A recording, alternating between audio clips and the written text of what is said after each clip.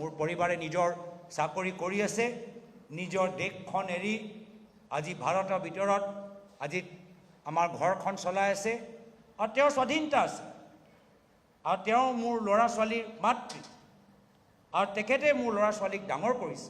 একেৰাহে মোৰ পৰিবাৰে মোৰ ল'ৰা ছোৱালীক ডাঙৰ কৰিছে আৰু যি সময়ত মোৰ ল'ৰা ছোৱালী 18 বছৰ নাপায় তেখেতৰ দায়িত্ব তেখেতৰ জীৱনৰ লৈ নিৰ্ণয় মই তেওঁলোকৰ মাতৃৰ ওপৰত এৰি দিছোঁ আৰু যেতিয়া 18 বছৰ তেওঁলোকে অতিক্ৰম কৰিব তেতিয়া তেওঁলোকে স্বাধীন মনেৰে তেওঁলোকে সিদ্ধান্ত ল'ব যি এটা উদ্দেশ্য।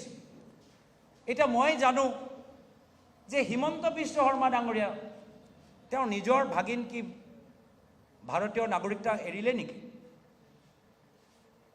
মই জানো বিজেপি চৰকাৰৰ ভিতৰত উচ্চ স্তৰৰ মন্ত্ৰী উচ্চ স্তৰৰ চৰকাৰী বিষয়া মই নাম নলওঁ তেওঁলোকৰ ল'ৰা ছোৱালীবোৰ নিজৰ ইণ্ডিয়ান পাছপৰ্ট সাৰেণ্ডাৰ কৰিলে। ডাঙৰ ডাঙৰ পদত থকা বিজেপি মন্ত্ৰী কিয় ইণ্ডিয়ান পাছপৰ্ট লৈ তেওঁলোকে উচিয়াই থাকিব পাৰিলেহেঁতেন, কিন্তু এই ধৰণৰ কথা আমি যাবলৈ নিবিচাৰোঁ।